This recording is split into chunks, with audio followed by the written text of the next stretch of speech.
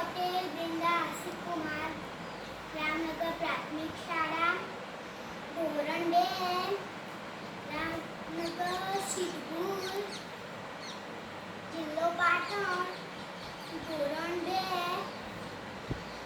આજે શનિવાર છે, ચાલો આપણે વાર્તા કહીએ.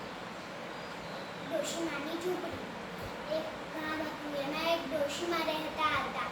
એ ડોશીમાને એમની દીકરીની બહુ જ યાદ આવતી હતી. ડોશીમા તો ચાલ્યા ધીમે ધીમે કરતા અને ચાલ્યા જંગલ આવ્યું અને વરુ કે ડોશી હું તને ખાઈ જોઈશ. પછી ડોશીમા કહે કે દીકરીના ઘેર જવા દે, તાજી માજી થવા દે, પછી તું મને ખાજે. પછી આ ડોશીમા આગળ ચાલ્યા.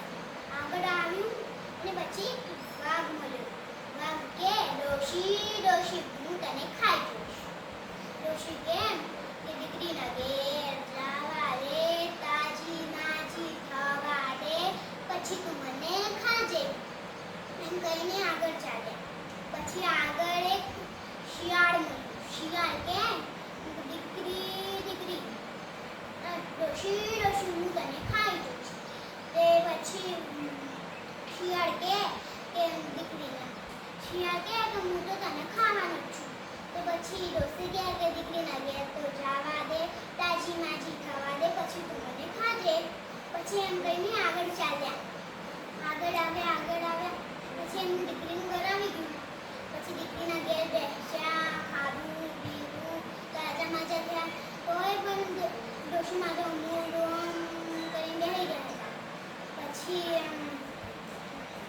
દીકરી કે કેમ તમે આવા ત્યાં લાગો છો? મેં તમને આટલું બધું ખવડાવ્યું, આટલું બધું પીવડાવ્યું, તમે કેમ આટલા બધા લાગો છો?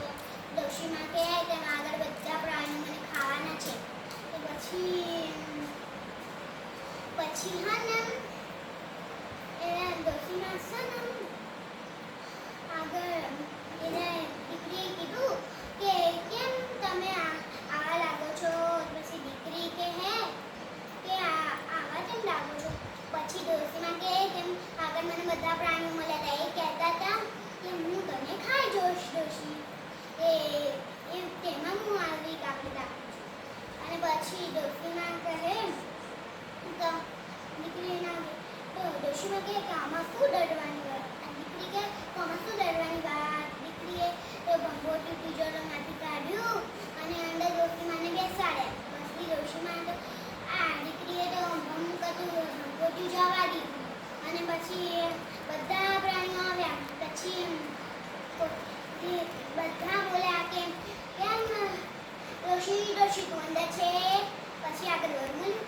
ડોશી તને ક્યાં નાખ્યું છે? પણ ડોશીએ તો કંઈ જવાબ જ નહોતો આપ્યો. પછી ડોશી તો એનું ઘર આવી ગયું એટલે થોડી ચપટી માટી લીધી અને ઉડાડી. એટલે બધા